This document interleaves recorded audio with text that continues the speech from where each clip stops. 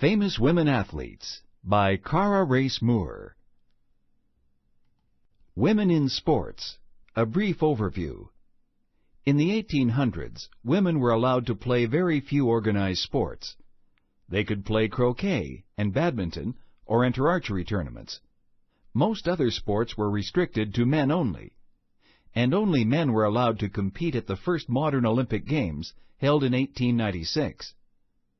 By the beginning of the 1900s, change was in the air. Women were working for the right to vote, own property, and work for the same wages as men. They were also fighting for the right to compete in sports. The 1900 Olympics showed signs of progress. At those Olympic Games, women were allowed to compete in tennis, golf, sailing, equestrian events, and croquet. Today, girls and women participate in all sports, at all levels. Trudy Aderly, the super swimmer. Gertrude Trudy Caroline Aderly was born in 1906. She was a child of German immigrants living in New York City. Aderly learned to swim when she was very young. At the age of 12, she swam the 800-yard freestyle in 13 minutes and 19 seconds. This made her the youngest person to break a world record. Trudy held 18 world swimming records by the time she was 17. She was also a member of the United States Olympic swimming team. She won a gold medal and 2 bronze medals at the 1924 Olympics. In 1925, Trudy tried to swim across the English Channel. Although she failed, she refused to admit weakness. On August 6, 1926, she set off again from the coast of France. She was 19. The water was very rough that day. Trudy would not quit and swam on despite big waves and seasickness. It took Aderly 14 hours and 31 minutes to swim the 35 miles that separated England from France. Her time was 2 hours faster than the previous record set in 1875 by a British Navy captain. Trudy had proven that she was a great swimmer. She became an international celebrity overnight. She returned home to America as the first major sports heroine. Thousands of people lined the streets of New York City to cheer when she arrived home. Aderly was inducted into the International Swimming Hall of Fame in 1965. She joined the International Women's Sports Hall of Fame in 1980. She was one of the first women athletes to be recognized, but she quickly was followed by others. Babe Didrikson, the great athlete. Mildred Babe Didrikson was born in 1914 in Port Arthur, Texas. She was given the nickname Babe because people thought she played baseball as well as Babe Ruth. As a child, Didrikson played basketball, golf, and baseball.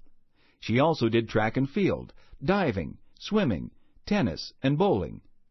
Babe won 2 gold medals for track and field in the 1932 Olympics.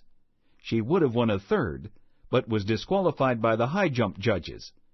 They disqualified her because they thought her style of diving head first over the bar was inappropriate.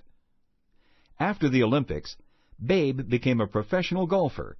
She was the first American woman to win the British Women's Amateur Tournament. As a golfer, Didrikson broke the standards for how a lady played golf. She hit long drives when women were expected to take dainty shots. Didrikson didn't care that people were shocked by her long drives. She was determined to win. She knew that she would do better by hitting the ball as far as she could. She won 55 tournaments, including 10 majors. 3 of them were U.S. Opens. Didrikson was never afraid to speak her mind. Then she'd show people what she could do. In 1949, she helped form the Ladies Professional Golf Association to support women's golf. Babe spent the last 3 years of her life battling cancer, but she kept playing golf. She had surgery to try to remove the cancer. Afterward, she returned to the golf course and won the U.S. Women's Open in 1954. Didrikson died in 1956. She is still remembered as one of the greatest athletes ever, male or female. Women's Baseball, a league of their own. While Babe Didrikson was changing women's golf, other women were breaking into baseball. During World War II, many Major League Baseball players went to war. Chicago Cubs owner Phil Wrigley set up the All-American Girls Professional Baseball League, or AAGPBL, in 1943. He was worried that there weren't going to be enough men to play baseball during the war. Dorothy Kamenchek, born in 1925, was one of the AAGPBL's best players. Kamenchek played first base. She won back-to-back batting titles in 1946 and 1947. She was an excellent hitter and rarely struck out. Dorothy could bunt the ball or smack it deep into the outfield. She could make any hit her team needed. Her team, the Rockford Peaches, won 4 championships during her 10-year career. In 1950, the Peaches lost the 6th game of their championship series. Kamenchek rallied her teammates to win the final game. She hit 2 singles, a triple, and a home run, driving in 5 runs. Dorothy had to wear a back brace because of injuries in her final season in 1951. Even so, she was able to hit for a .345 batting average while stealing 63 bases. Ticket sales to women's baseball games began to decline in the early 1950s. In 1954, the AAGPBL was shut down. Still, their memory lived on. Kamenchek and the Peaches became the inspiration for the hit movie A League of Their Own. Tony Stone, good enough to hit Page. Tony Stone was another baseball player who proved women could play what had been a men's-only game. She also had the added obstacle of being African American.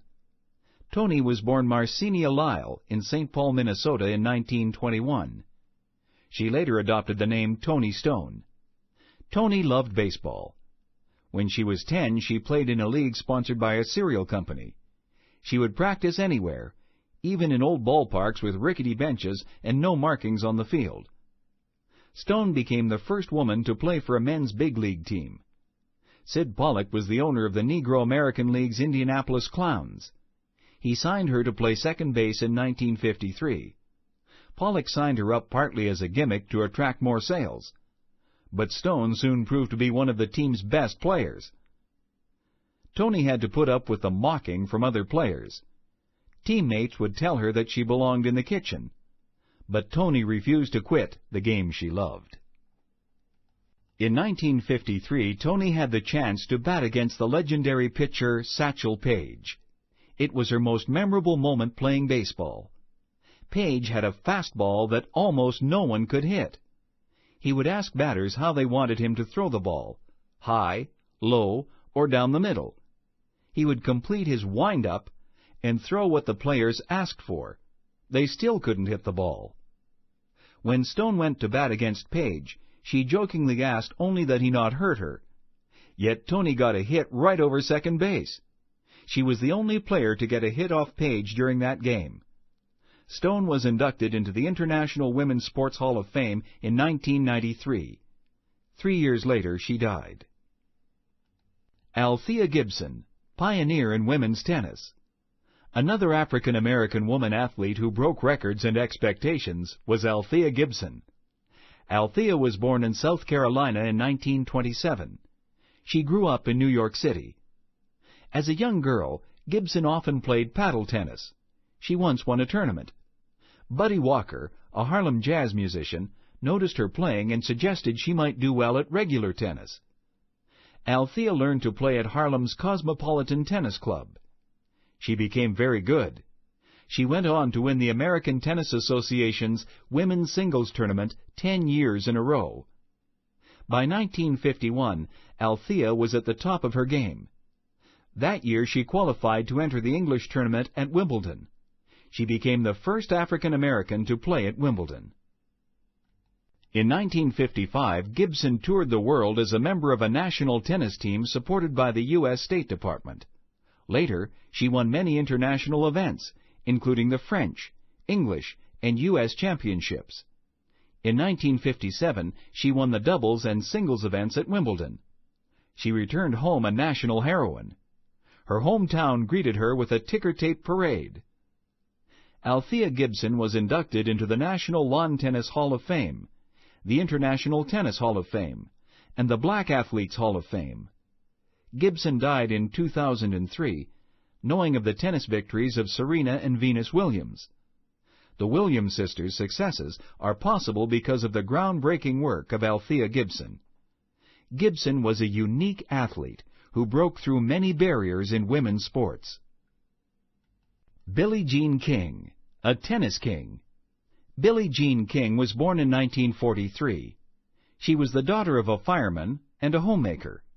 She grew up to become a successful professional tennis player. It angered her that men earned larger prizes for winning tennis tournaments than women did. In 1970, King and several other women tennis players were upset that the tournament judges were still not giving equal prizes. So, they established the first successful women's professional tennis tour. In 1971, King became the first female athlete to win more than $100,000 in annual prize money. Her most famous moment as a tennis player came in 1973. That year she beat Bobby Riggs in a tennis match titled The Battle of the Sexes. The match was nationally televised. King's win proved to the whole country that women could excel at sports too. King had been nervous before the match, but she found the confidence to play and won. Then, in 1974, King played a key role in helping to establish the Women's Sports Foundation, or WSF. The WSF works to make it possible for all girls and women to participate in sports. Billie Jean King won 39 Grand Slam titles and 695 match victories during a sports career that lasted 2 decades. By helping to found the WSF, King ensured that the women who followed her would have an easier time entering the sports world. Even now, King still helps promote women's athletics. Rosemary Casals, rising to greatness.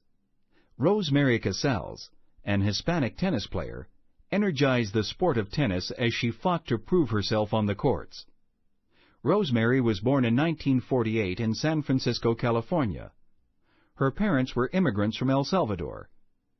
When Casals was only a year old, her parents felt they were unable to care for her, so she was raised by her Uncle Manuel and Aunt Maria.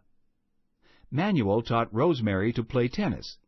He remained her coach throughout her career.